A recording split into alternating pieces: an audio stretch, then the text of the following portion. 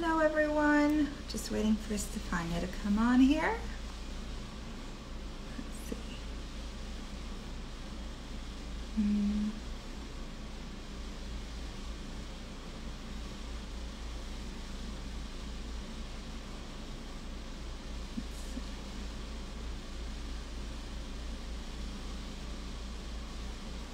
Um, Stefania, I think you're here.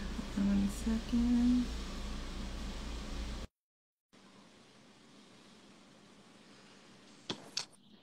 There you go. Hello. Hi, how are you? Jack, come here. It's here. Good. Sorry, my dog is like, who's this? I know, who is it? Oh, Who is it? he's Who's so it? cute. How are you, Jessica? Good. How are you? I'm good, thank you. I love all the greenery behind you. It's beautiful back there. Nice forest. I love plants, and since now I have time to stay home and actually water them without like killing them, I was like, yeah, let's do it. Yeah, I definitely don't have a green thumb at all. It happens. It happens. How are you doing? Great baker. Um, I am good. Strangely, I'm missing home like crazy right now because summer is such a beautiful time to be in Europe, in Italy, and see my family. And I feel like there's a specific vibe about European Italian summer that I feel like, for obvious reasons, I don't feel here. But I feel like in general, America kind of works all year long. In summer, Europe stops. Everybody takes time off, and I'm struggling with that. I'm trying to keep myself busy in order to not to miss my family or like Italy so much. Yeah. Yeah, how are you? Oh, about the same. Except I don't have the experience of the beautiful Italian summers to draw from. But I But think traveling, I've definitely been enjoying the beaches here. nice, And that's something I think before this time, I never sort of, I probably took for granted quite a bit. Uh, right? but I can't sit in my house anymore. So I'm trying to find little pockets of Exactly. yeah, but being outdoors has been sort of my saving grace of just enjoying the sunshine and I you know bet. that stuff. Yeah, the beautiful thing about Southern California that we take for granted most of the times, and I feel like we are getting to appreciate Yeah. now. Nice. Well, I'm very excited to talk to you because there's so much like I feel like right now there's a lot going on in the world and to sort of embrace the positivity that we can. So like some wonderful news that you had during this time and which we'll Yeah. talk about. But before we get started, I always like to start with an organization that whoever I'm talking to is passionate about and wants to highlight. So I've gone ahead and go ahead and talk about it before I. Yeah. Okay. Oh, yeah. It's basically Catania's Red Cross, Croce Rossa di Catania, which Red Cross is all over the world, but I feel like I specifically chose Catania because it's where I was born. And during the pandemic, I feel like I realized how much support um, Americans were getting, or at least the most of Americans were getting, people that lost their jobs, that had the opportunity to get unemployment, and then a big chunk of money of unemployment. And I feel like in Italy, everybody just got 600 euros, and that was it. So some people had mortgages to pay, some people didn't. Some people really like didn't have any more money to put food on their table. And I feel like the Red Cross, which normally doesn't really do this kind of services, started buying grocery shoppings for families and allowed people to eat. So I have a very dear friend that has been volunteering with them for many years. They have 1,000 volunteers. Only two of the positions of the people that work for the Red Cross get a salary. Everybody else is a volunteer. So I really love their goal, their scheme, like the way their charity is organized and what they're doing in this specific time. So I decided to support them on doing these cameo videos and everything that I that I make through that goes directly to them. And yes, I've received like help from another group that donated some money to the Red Cross on my behalf. And yeah, so this is the one. Amazing. So I pinned it here in the bottom of the conversation. So if anybody goes to the link, they can donate directly to the organization, because some people were asking how. So yeah, you can donate to PayPal is very easy, and obviously any amount is incredibly helpful. So thank you for letting me talk about them. Of course. So I was very excited to catch up with you, and like I told you, so many people sent in so many questions, and I think like just from this, they've sent more questions in than the last 29 of my chats had combined. What? Like wow, that's amazing. Yeah. The fans of Grey's Anatomy and Social 19 are amazing. They're so present and active and loving. There is a group that supports Danielle and I, and they bought a star, like they got a star named after us. So this is the level of love that we're getting. We're getting smothered with love. That's amazing. So there were so many questions that I think I feel like it's important to start, because there were so many story questions in terms of where the shows are going. And from what I know about the process, I imagine they're all still writing. Yeah. And you probably don't have the information, or if you do, you're not allowed to divulge it at this point in time. And from previous experience, it changes as we go. So some stuff that is supposed to go in a certain way at the beginning of the season then changes and drastically towards the end of the season. So yeah, all of this. Great. So I just wanted to let anybody who was watching and looking for those answers, just so you know, we probably won't have those sort of answers here. But the thing that I'm excited to talk about is sort of how you got started, because it wasn't the conventional, like you were pursuing acting right away. Tell us about that. Okay. Well, where should I start from? I feel like, well, I used to be a professional dancer.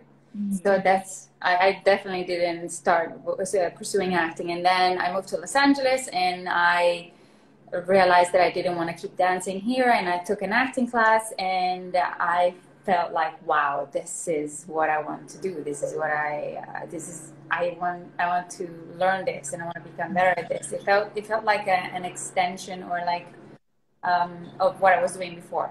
Like performing as a dancer was great until a certain time, and then I felt like I needed to do more, and I felt like acting was the right step to take. I tried to work behind the scenes, didn't like it. I tried to choreograph, and I tried production, but I was like itching to be on stage or on set. And I decided to stop dancing completely and dedicate myself to study acting. And obviously I became a waitress, because it's not that, I mean, some people decide and start working, but that obviously wasn't my experience.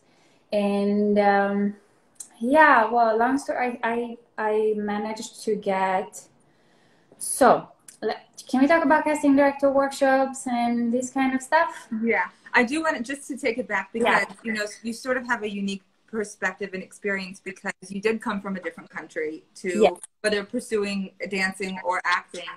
When you made the decision to start acting, did you already have a visa, or like what was your paperwork situation to be able to work? Very good question. So my visa only allowed me, I had an O1 visa, which was given to me because of my dancing resume. So I got here, and all I could do was dance. Oh, there we go. I could only dance, sing, or act, but the acting was mainly supposed to be like stage acting, like musical, something that involved dance, because the main reason why I got the visa was for dance. So even for film and TV, it was a little murky. I didn't know if I could do it with my O1 visa. So that's very hard to get, harder now than it was before, but yeah, I had an O1. Then eventually I did 2 very big jobs. I ended up getting a green card. But that happened like 3 years later. I did several dancing jobs. I did a big commercial for a big brand, and so I got my green card. And then so basically, I feel like it's hard coming from a different country, or maybe coming in from a different state in America, to even know where to start from. It's like, yeah, I want to be an actor, but what do I do? So there's the websites. They are accessible to everybody, which is Actors Access and Casting. About? Or Casting Network? Yeah, but I feel like you can subscribe to those and get breakdowns of smaller auditions, and that's what I started from. So I started submitting myself to either music videos or short films and student films, and I booked my first student films, and you start building like slowly. Everything was unpaid, obviously, and you start like slowly building a network. Then in acting class you meet actors that have been in the industry for more or less time. One of the actors that I was in acting class with was doing a short film, and he asked me to be part of it. So that's where I got my second project, and slowly I started building enough material to build the tiniest show reel.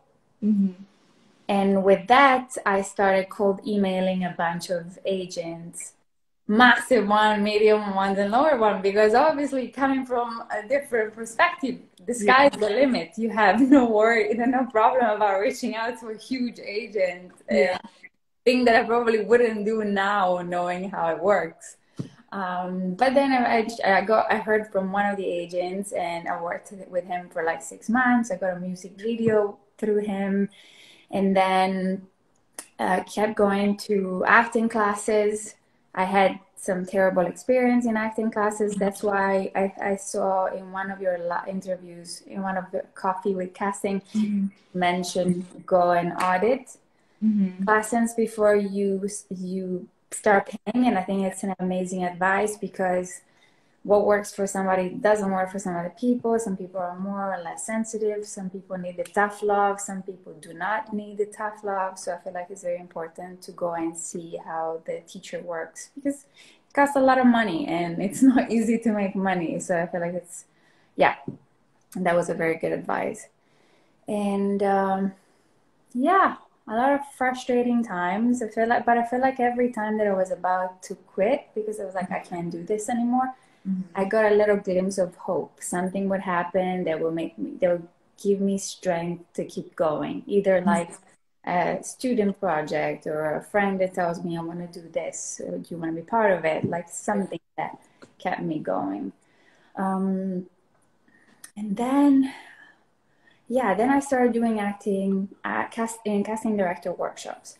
I signed with an agency in the Southeast market. And they're like, we're having this event. There's like amazing casting directors. One of them is coming from LA. You should come see them. And guess who was the casting director from LA?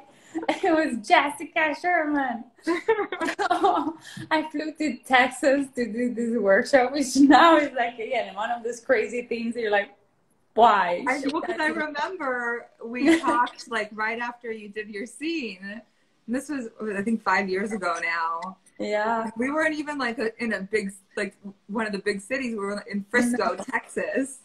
And I remember talking to you and you saying that you were LA based, and I was like, what are you doing here?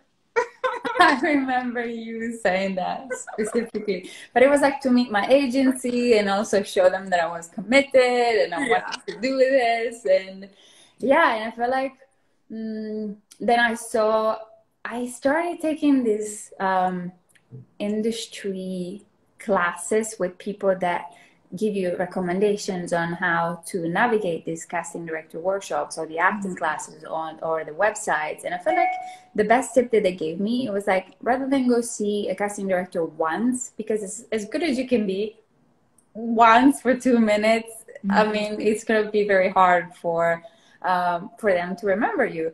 Why don't you go see them again with new material and show that you can be versatile, or just to remind them that you exist. And I felt like I took that advice, and that's when I came to see you a second time. And But also, the first time was very memorable in itself. well, I guess you remember me, but I feel like also I really enjoyed the workshop with you because you have a directorial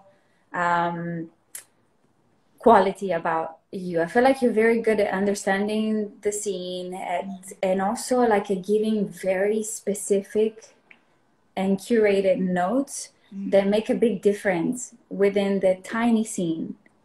Yeah, I remember that. Yeah. Sorry, go ahead. I think because the workshops are sort of like a touchy subject and sort of kind of always have been in the sense that when I've always done workshops, and it's something that I've sort of grown into for the goal of the workshop was when you have newer actors who are not familiar with how it all works. Yeah. Like this is our opportunity to educate you on the process because there are so many sort of outside factors that are never within like acting classes or, you know, whatever it is, or going to drama programs, that I think having these workshops is less about making an impression, because a lot of the times that actors that are coming to workshops are not ready to make impressions. Right, for sure. So this is sort of a unique situation, but I think, especially since in Los Angeles in California, a lot of those workshop studios that were there strictly to like educate or like not the positive stuff, but like a little shady business, they're no longer around, which I think is really good, because the ones that are left over are really the ones that are informing actors about educating them about sort of also the in the room sort of energy, which is a little bit lost now with the world as it is. Right. But I think having that sort of practice to go in and to truly workshop a scene with a director or associate is so valuable, because you get to have the experience of like the energy of that. But it's also, there's no weight, like the preciousness of that experience is only to educate yourself versus absolutely, introducing impression, for sure. And I feel like that is actually a very good point. I feel like for me, nerves have always been a very big component of the casting room. And I get very comfortable in class after a while. That's why I tend, in acting class, that's why I can change acting class often, because I want to put my nerves, I want to challenge my nerves. And I feel like director workshops are very good for that, because as you said, the energy is the one.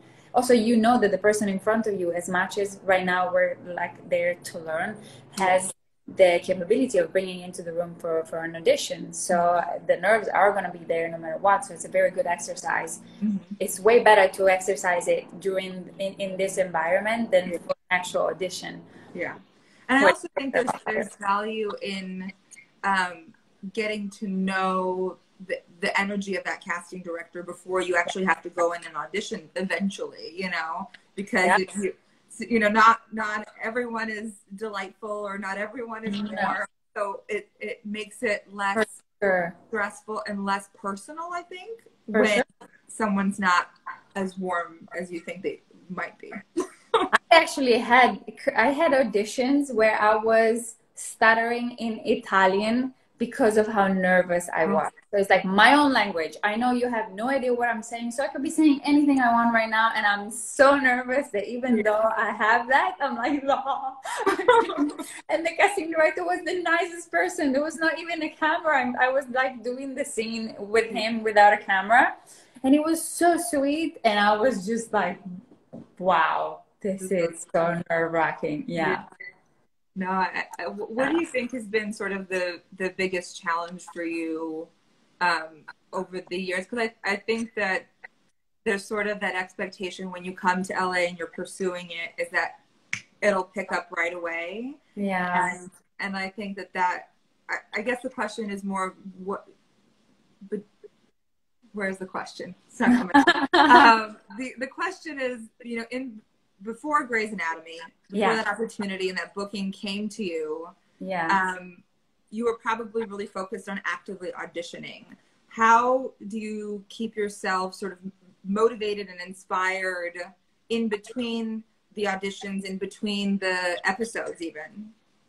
Okay, that's a very good question. So because I have an accent, I don't know if you've noticed, but my auditions weren't coming as often as they could come for somebody that has an American accent. And so the pressure and the anxiety that I put on each one of those auditions was humongous, because I knew there was going to be few months sometimes before my next audition came along. So I feel like acting class was really helpful. Casting director workshops were really helpful to exercise that muscle and to start caring a little bit less and put a little bit less pressure. Caring less in the sense of, if I don't book this, I'm still gonna eat tomorrow. Yeah. My family's still gonna love me, and the world doesn't end. So put things into perspective, because we put so much pressure on ourselves, and also our families don't necessarily realize how hard it is coming from different cities, different countries. They just think just a different industry completely. Exactly. Yeah. And it isn't like that. For me, also picking up a hobby that was outside of the industry was very healthy. I feel like sometimes talking about the industry and thinking about the industry all the time felt a little bit poisonous. So picking up gardening or walking my dog or just drawing or getting passionate about a charity or something that isn't necessarily consumed felt very good. Yeah. And I think that that's probably when other things begin to sort of take, like your acting stuff begins to take off, because you're not putting all of that pressure on every single opportunity. Yes, 100%. I believe that. Like the more there's like a very nice book that I always recommend called The Big Magic by Elizabeth Gilbert.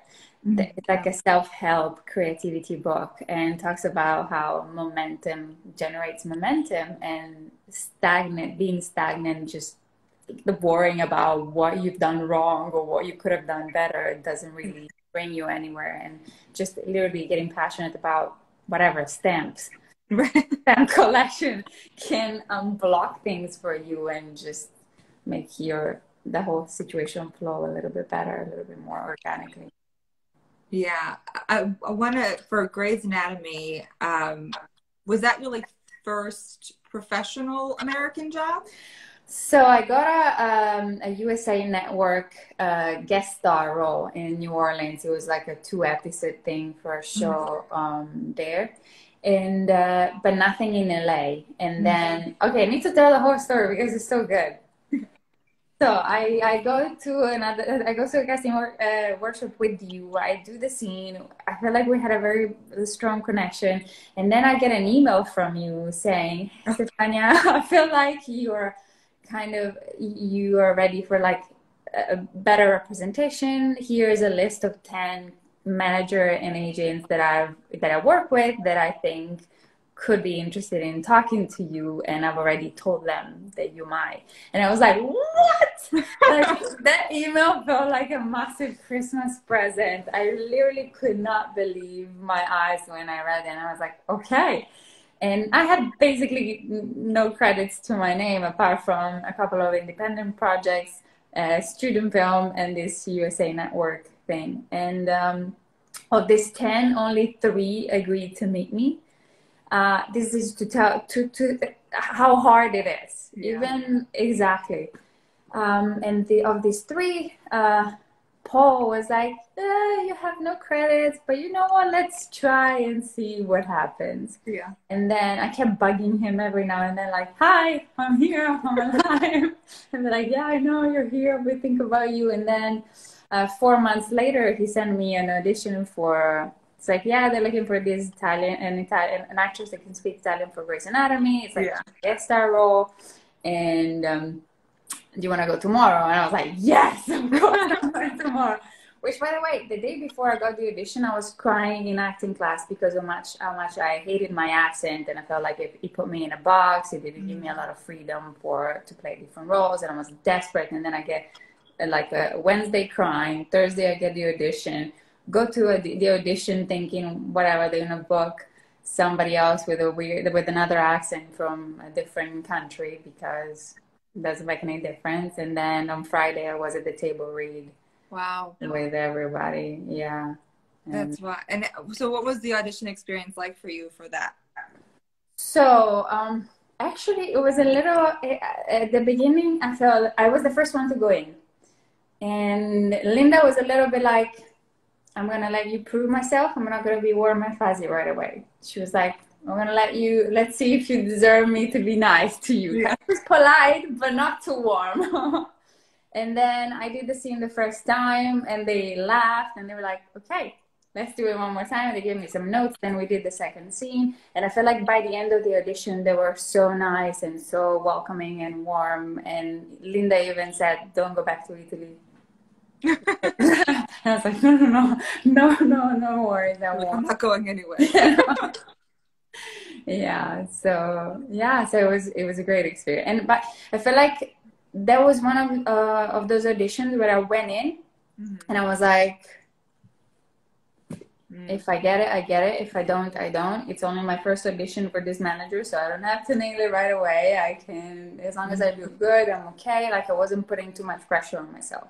That's good. And I was very prepared. Like I really worked on the scene and I felt confident. Yeah, the role fit me.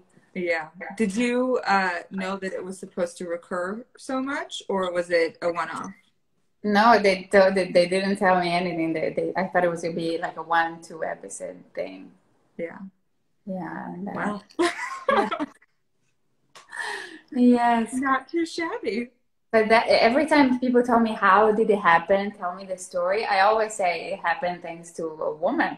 And I feel like that's you. If it wasn't for you, I never would have started working with Paul. If it wasn't for Paul, I would have never gotten the audition. So I'm so happy to be part of your journey in a such way. So it gives me, like, when you posted the thing about you got up to a series regular, like I think I woke up to that message or that post and I was beyond overjoyed. Thank you. So happy for you.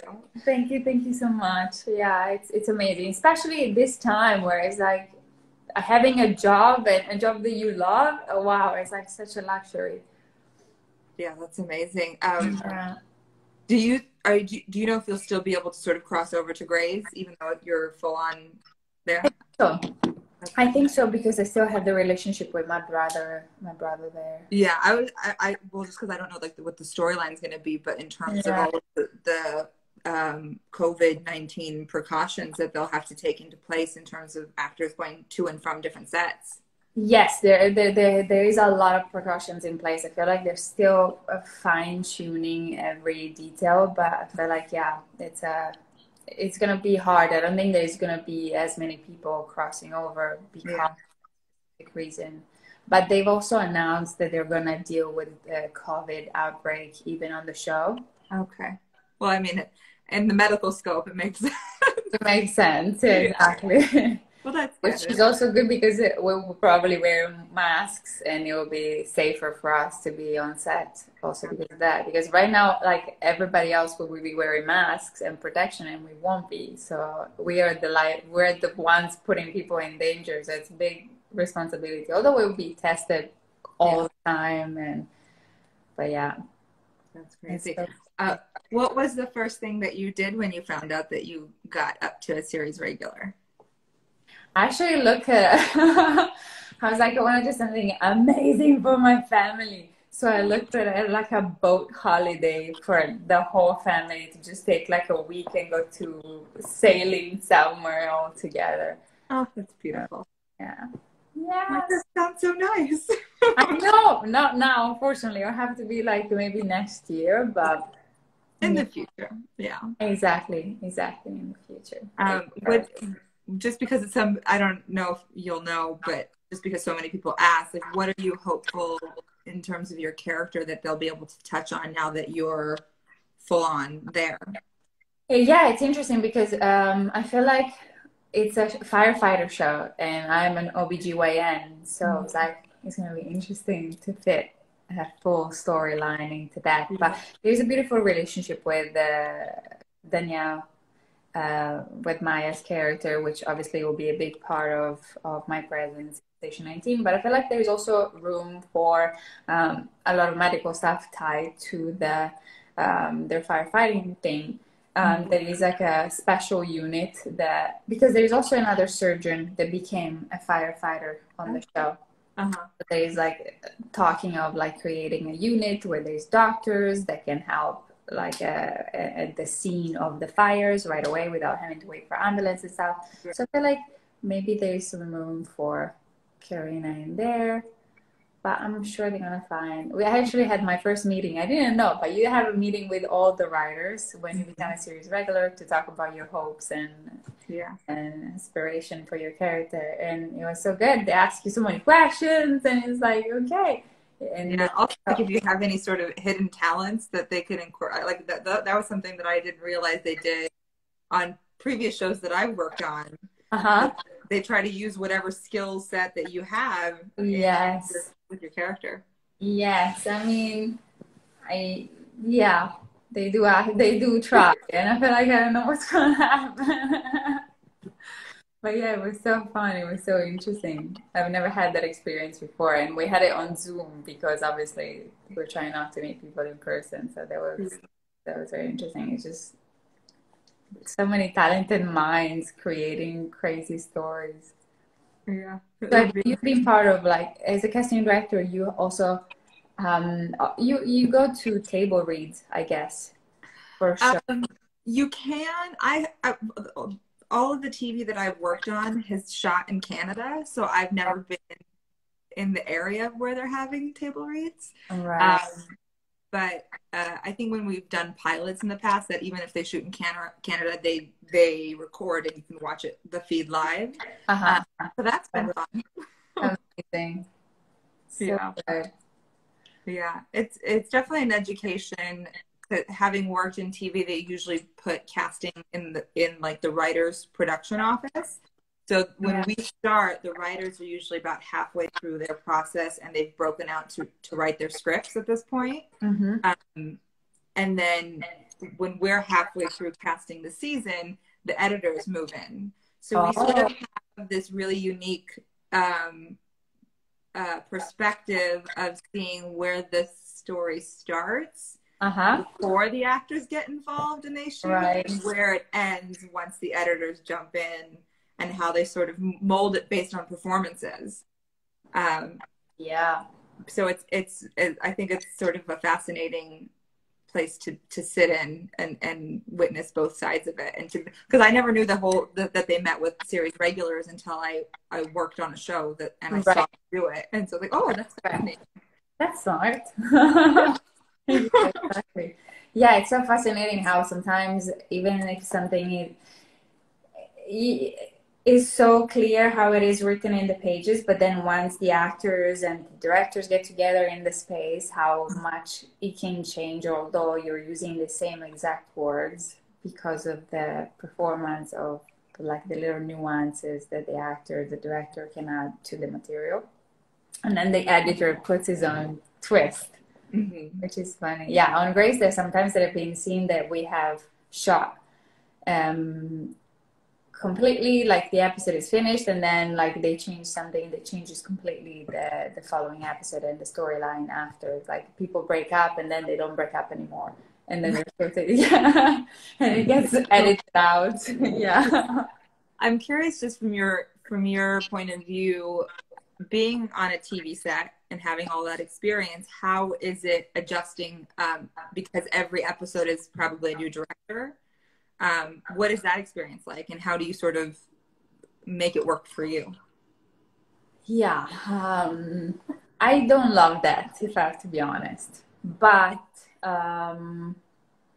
there are some fun aspects because you get a fresh perspective from the director that hasn't worked with you before and has watched the material, and he's like comes with a very fresh point of view, and I feel like that's the most exciting part of working with a different director every episode. I feel like, especially with the younger one, I think there is this there is a little bit of a fear. Some actors can be very intense and very hard to work with and not very collaborative, especially if the season has been going on for a long time. So I feel like a lot of directors come in and they're a little bit like, can I say we're walking into? Exactly. And so I love just going like, yeah, let's work together. And I feel like Danielle and I are very similar like that. I love notes. Yes, I love collaborating with directors. I love hearing their opinion. I love the more specific you are and giving me notes, the more I'm happy.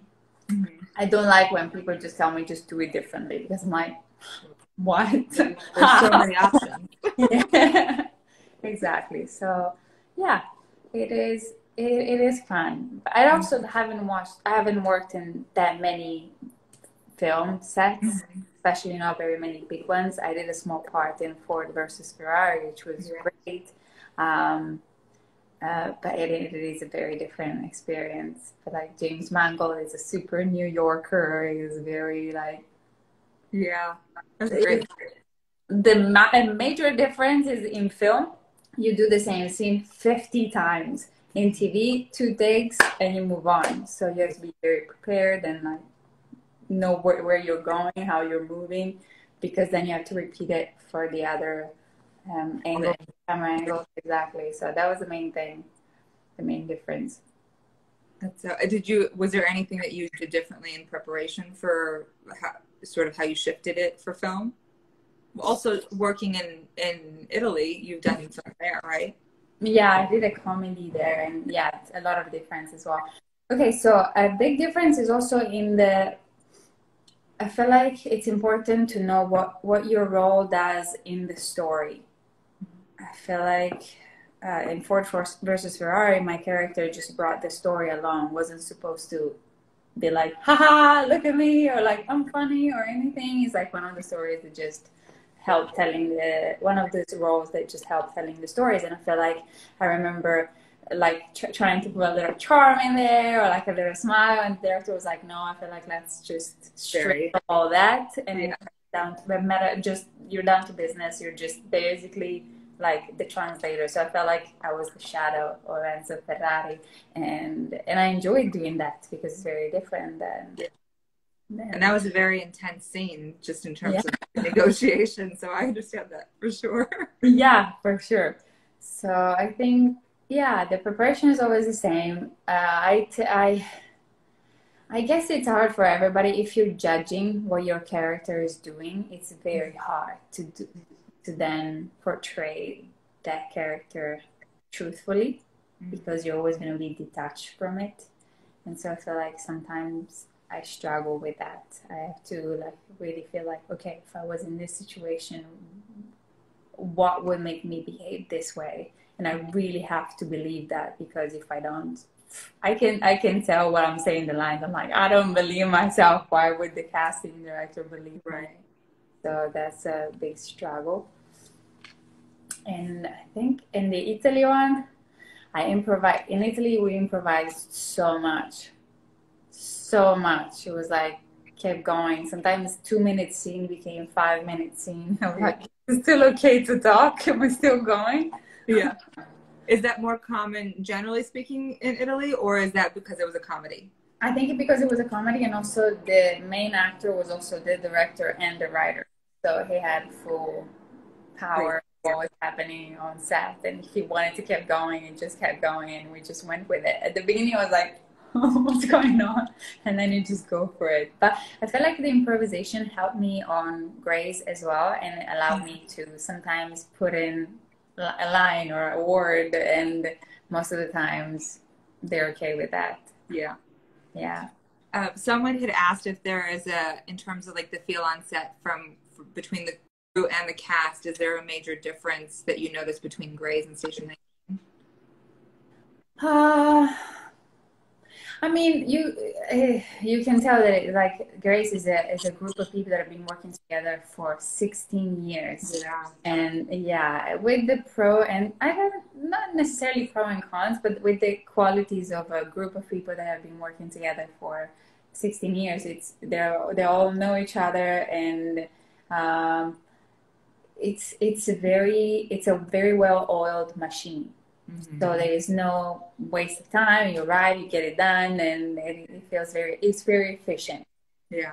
But it's very, like, everybody is super nice. They kind of have to, because if you work on a show for 15 years and you hate it, you're gonna stop it. You're gonna go somewhere else.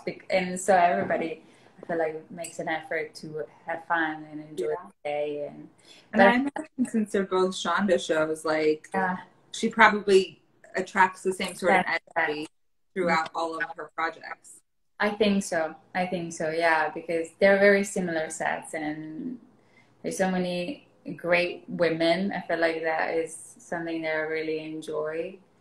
And and Station 19 has a little fresher energy because it's a newer show and everybody's still like, yeah, super excited. So that's fun. Yeah, they're both fun, but in different ways. Yeah. A lot of people ask, and I don't know what it's referencing because I pop in and out, but deleted scenes on Grey's with Maya. Oh, I think there's one specific one because there was this set photographer that day, and so there's photos of that scene that never made it onto the episode, and so I think that's the one that they're referring to. And it was just a scene where Maya so some guy got his nose chopped off, and she brought the nose for our surgeon to reattach it. She found the nose in the forest and she brought it back to the hospital. The guy came to the hospital without the nose. She found the nose and brought it to the hospital. And I feel like I saw her, and then it's a long story, but we met at the bar, and then the bar scene got deleted, and then we met at the hospital again, and she kind of invited me out. And so lots of reshoots, and that's why it's deleted. That's all gone. But you didn't miss much. I feel like, I'm just going to say, what made it into the episode is the best part of it. So it's good. Perfect. Yeah. I had some other questions here. What are some of your aspirations moving forward?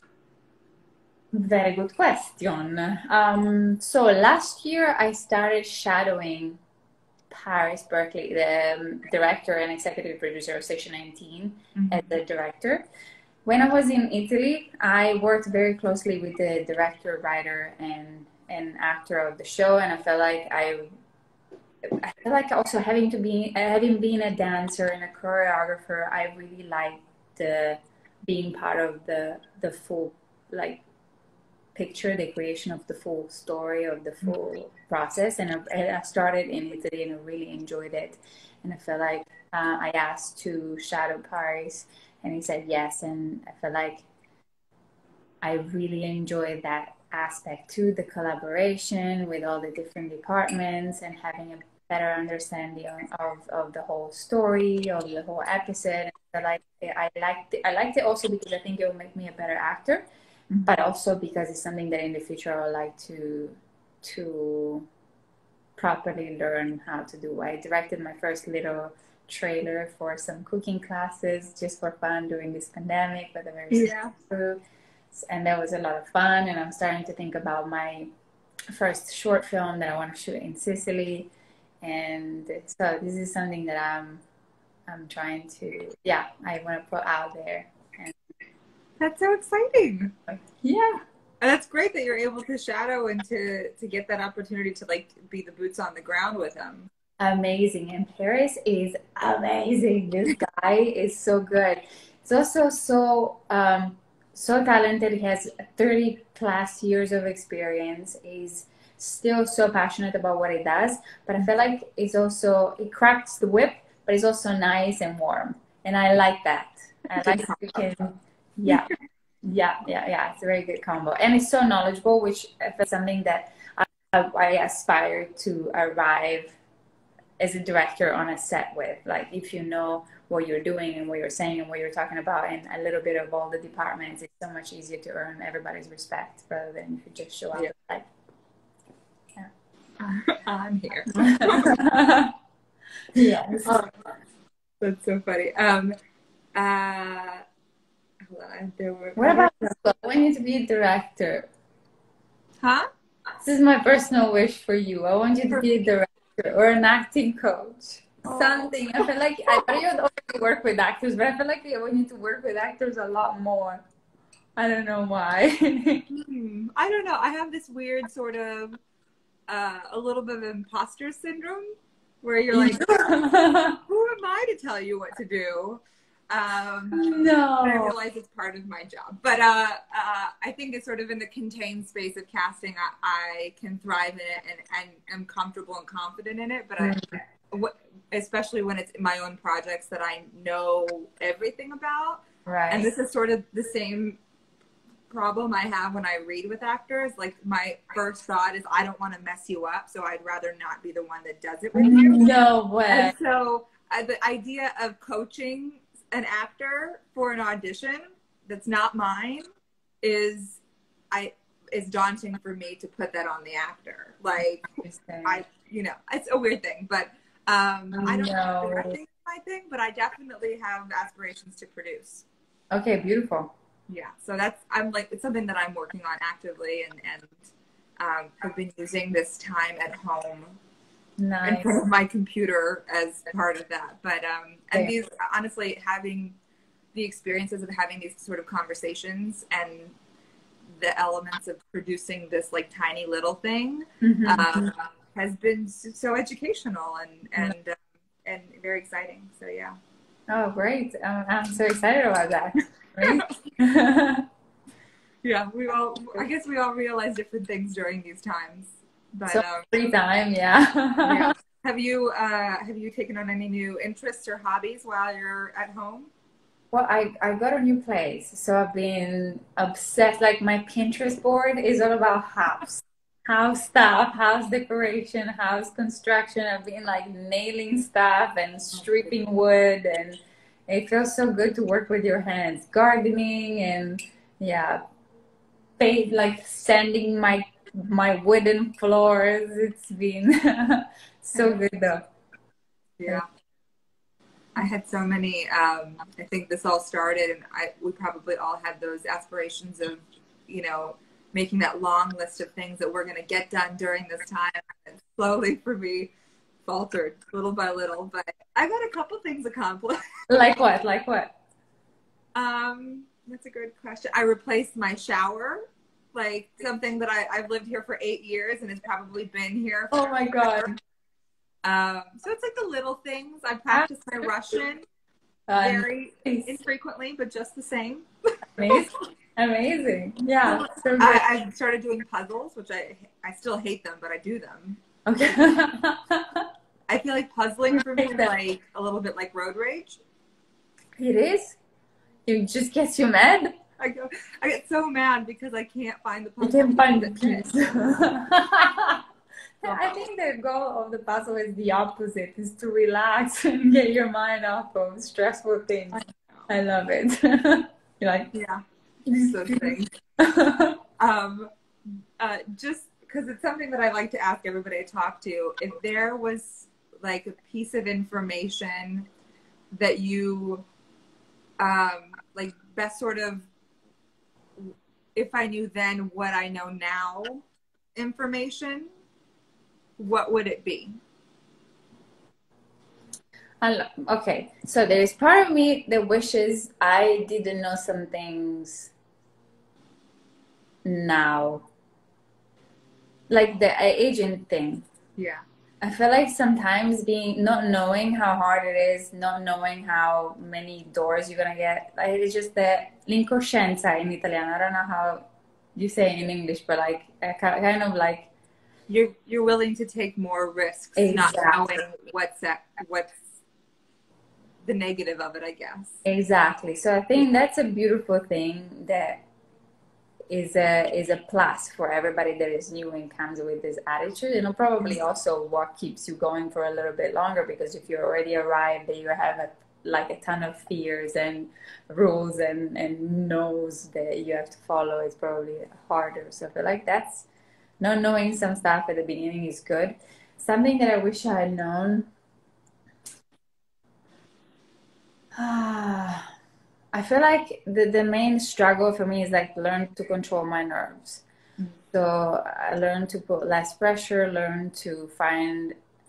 I saw some.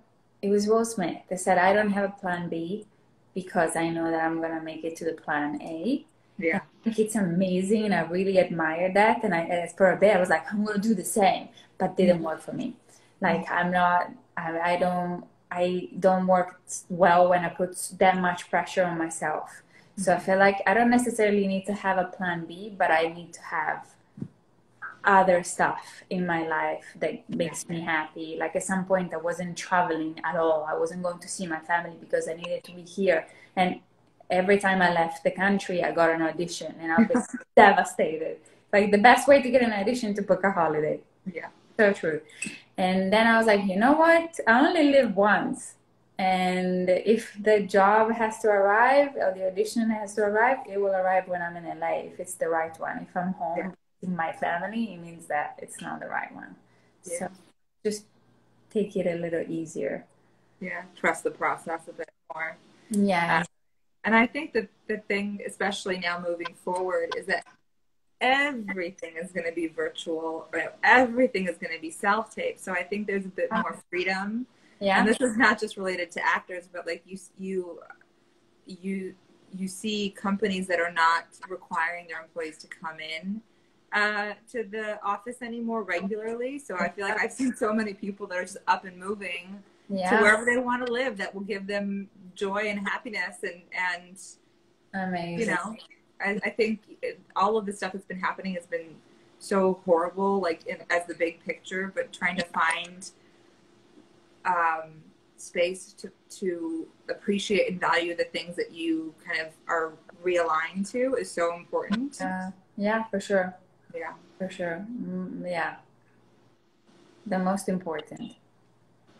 But yeah, now I feel like a big advice from you could be like how to, like, is there any set rules for self-submissions or like self-tapes? Is it like some big no, something that you shouldn't absolutely do, or is I it? mean, I think every casting director is going to have a different opinion on unsolicited self-tapes. Right. So there's a risk that you take, and I've talked to so many actors that like their one opportunity came from that risk that they took, you know. Wow. So I don't ever want to squash Discourage, yeah, because I think you never know what's going to happen, but I think it's definitely about reading the room, whether virtual or not, of doing your homework and getting a sense of the casting director. If you are trying to get in touch via social media, making sure that casting person created an open space for actors to reach out, or if it's a private page, don't request to be their friend because it's private for a reason. Right. So I think it's being mindful of all of those things is very, very important. But also sometimes you do have to take a chance. I'm like, I can't tell you the number of cold emails I've sent to directors and producers just to see if I can get a meeting as a casting director. Right. So you just never know, and you have to, like, that bit of like ignorance is bliss sometimes. That you can strike gold when you least expect it. Yep. 100%. 100%. And also, like, I feel like it's important to be creative with the way you reach out to people and respectful. And respectful and creative. Yeah. An email, like, you can totally ignore it. It's not like that aggressive. Obviously, don't show up to people's houses, but and don't email 30 times. It's like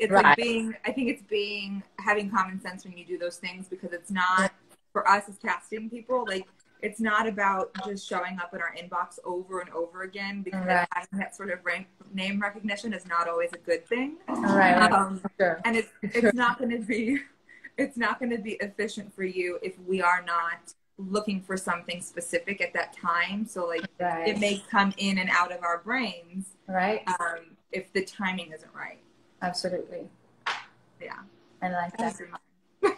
I'm going to turn, everybody was yelling to turn off the comments, but I'm going to turn them on again, just so everybody can see the link Very nice. to the Red Cross. So for people that can donate and are able to, please copy and paste that link into your browser and donate a little bit of money. But we're basically at the end of our time here. That went by so fast. It did. Oh, wow. I just saw the clock. Amazing. Yeah. Nice. Oh, so good. Yes, thank you so much for being game to do this. And then see Jackson's there. Jackson, hi. Oh my God. Okay, you tell who you want to tell who Jackson is? You can do it. No. So I used to be a dancer, and Jackson is a very good friend of mine that I used to dance with, and now he's in Shondaland. Is in Magic Mike show in Vegas. There you go. Sending love to you both. Grazie, Jackson. And now we're common friends. We both went to see him. Yeah. Lovely. Well, before they cut us off, I would like to say officially goodbye. Yes, thank you so much for this. This has been such a pleasure. I'm so happy you asked me to do it, and anytime. You know that. Thank you so much again. Thank you, and congratulations again. Thank you. All right. Bye. Ciao, Bella.